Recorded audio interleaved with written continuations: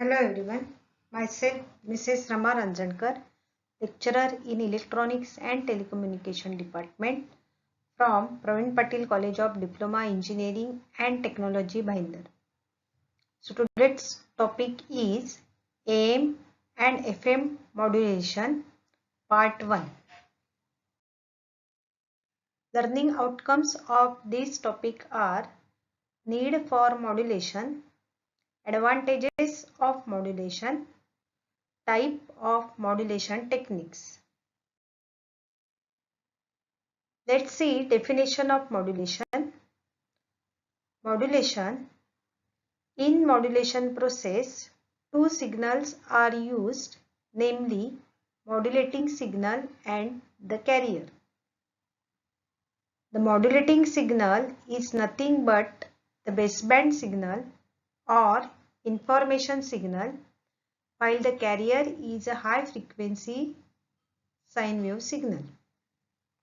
In modulation process, some parameter of the carrier wave such as amplitude, frequency or phase is varied in accordance with the modulating signal. This modulated signal is then transmitted by the transmitter. At the receiver side, this signal gets demodulated and the received demodulated signal gets the original information back. Thus, demodulation is exactly opposite to modulation. In the process of modulation, the carrier wave actually acts as a carrier which carries the information signal from the transmitter to receiver. In diagram shows the message signal. We want to transfer this message signal from sender to receiver side. But before transmitting to receiver, it needs to be modulated with the carrier signal so that our signal can be transmitted safely to the receiver side. And this process can be done with the help of modulator. Let's see need of modulation. We cannot transmit the signal from sender to receiver in original form, because if we do this, then at the receiver side this original signal gets changed. So to avoid this, modulation is used. In the process of modulation, the baseband signal is translated, that is shifted from low frequency to high frequency. This frequency shift is proportional to frequency of carrier. So by using modulation, limitations of baseband transmission gets eliminated. Now let's see advantages of modulation. Because of modulation, height of antenna can be reduced. It avoids the mixing of signals, increase the range of communication. Due to modulation, multiplexing is possible and therefore it improves the quality of reception. Let's discuss the first parameter of advantages of modulation. Reduction in the height of antenna.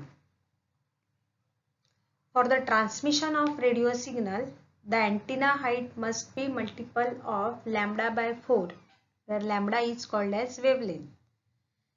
This lambda is equal to c by f, where the c denotes the velocity of light and the frequency is called as the frequency of the signal to be transmitted. The minimum height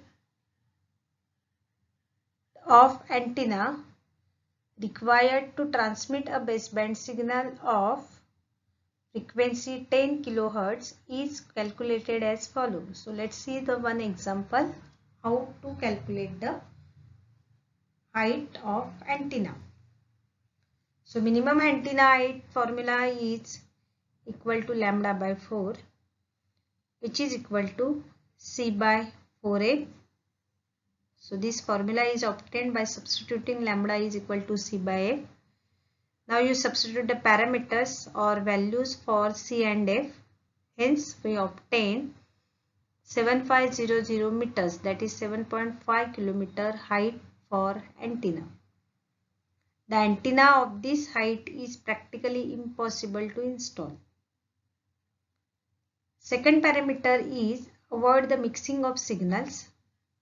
If the baseband signals are transmitted without using modulation by more than one transmitter, then all the signals will be in the same frequency range, that is 0 to 20 kHz. Therefore, all the signals get mixed together and receiver cannot separate them from each other. If each baseband signal is used to modulate a different carrier, then they will occupy the different slots in frequency domain, and hence the modulation avoids the mixing of signals. So to separate the signals from each other, the signal must be modulated with a carrier. Hence these signals are stored in different slots of frequency, and therefore we avoid the mixing of signals. Third advantage is increase the range of communication. The frequency of baseband signal is low, and the low frequency signals cannot travel long distance when they are transmitted. They get heavily attenuated. The attenuation reduces with the increase in frequency of the transmitted signal, and they travel over a long distance. Hence, modulation process increases the frequency of the signal to be transmitted, and therefore it increases the range of communication. Fourth parameter is multiplexing is possible. Multiplexing is a process in which two or more signals can be transmitted over the same communications channel simultaneously. This is possible only with modulation. The multiplexing allows the same channel to be used by many signals. Hence, many TV channels can use same frequency range without getting mixed with each other, or different frequency signals can be transmitted at the same time. Now, the multiplexer means one input, many output, so that the single input can be used by number of users.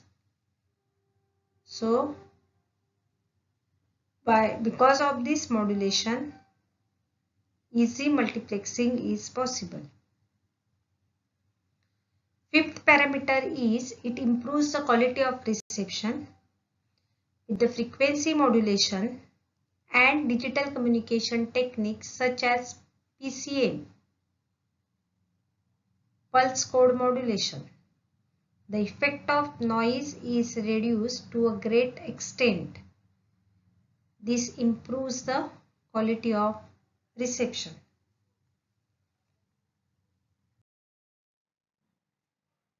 Let's study different types of modulation techniques. So, types of modulations are classified as continuous wave modulation and pulse modulation. Again, continuous wave modulation categorized as amplitude modulation and angle modulation. And angle modulations are of two types, frequency modulation and phase modulation. Now go towards a pulse modulation, which is categorized as analog modulation and digital modulation. Analog modulations has PAM, PWM, that is pulse width modulation, and PPM, pulse phase modulation. Digital modulations is of pulse code modulation, also named as delta modulation. Thank you.